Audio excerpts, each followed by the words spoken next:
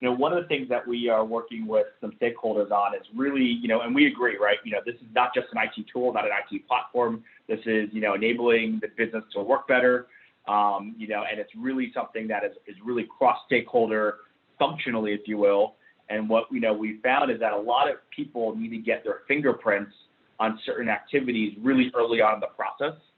So what we've worked with some of our clients on is building what we've called a data classification engine that really front ends a lot of what we're doing from a GRC or IRM perspective. So that gives us the ability to think about, what does the legal team think about onboarding a new application? What does procurement think about it? What does ethics and compliance think about it? What does your SOX team? What does your GXP team?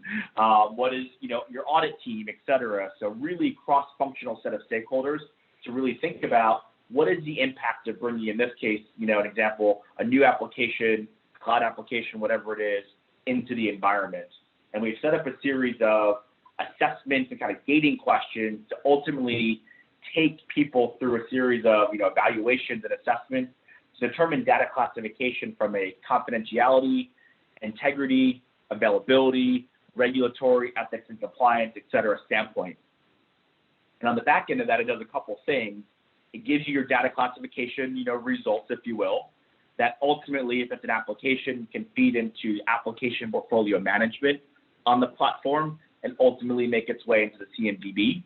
But really what's most exciting from a GRC and IRM perspective is that it then is kind of the starting point, then trigger all the follow-on activities. So because a certain score was high, as an example, you might want to follow up and do a DPIA, a data privacy assessment. You might want to kick off your vendor risk assessment process. You might want to request a pen test or whatever it is. And you can then basically have automatic triggers kick off all the follow-on activities, that are then required based on the results of this data classification, and really satisfying multiple stakeholders in the organization, not just your typical IT and information security stakeholders. So we're going to switch back to Will for a quick minute here, and we're just going to show you what this looks like, and then we'll move on.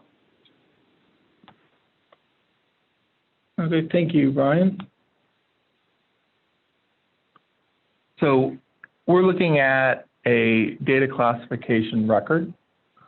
So there is a portal available, and someone would request to start this and would basically assign a set of an approvers.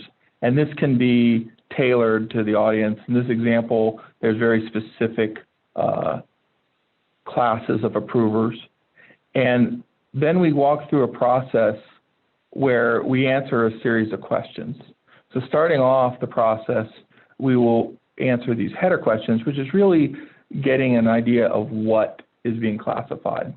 So in this case, we're talking about that it's both an information system and a vendor. It's going to be a SaaS application, and we can get down into the details of how that's all answered. And again, if you pick different selections, these answers choices are going to change in terms of what responses are required or available. And then I can save those changes, and with that information, I can calculate what classification questions and GXP questions are needed. So if I look into the classification questions, these are going to be divided into different areas, such as confidentiality. And I can pick all sorts of values for those. And again, they're going to be dynamic depending on what answers are provided. Additional questions can be generated. And all of these are going to feed into a calculation that's going to generate those assessment values, those classification values.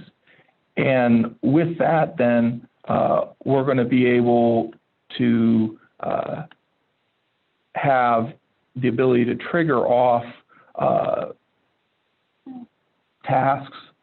And these tasks can happen both before an approval, or they can happen and then they would be considered consultation tasks.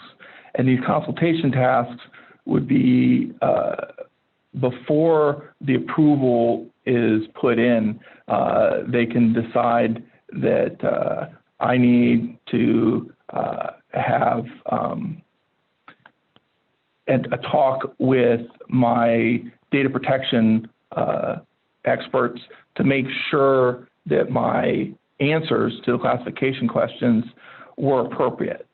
Once the approval process goes through, then there's going to be additional tasks that are generated that are going to basically help track the progress of how those actual assessments are being done. So if I require data protection, it's going to then create a task that might be several weeks long. And again, that can also trigger a activity not just within the data classification, but downstream and cause those assessments to be generated within ServiceNow itself.